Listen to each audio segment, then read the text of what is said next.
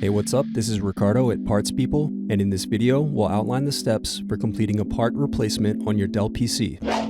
Visit our website and use this coupon for a 5% off discount.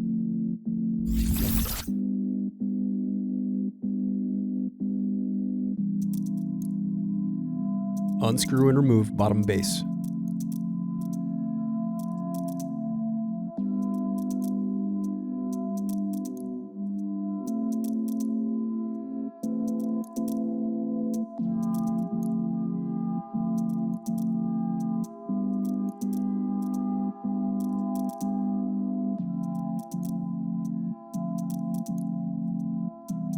Now unscrew and disconnect battery.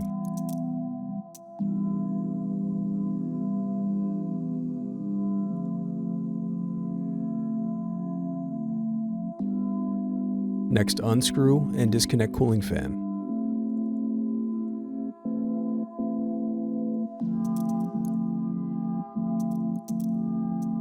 Thanks for watching. Don't forget to like and subscribe if you enjoyed this video.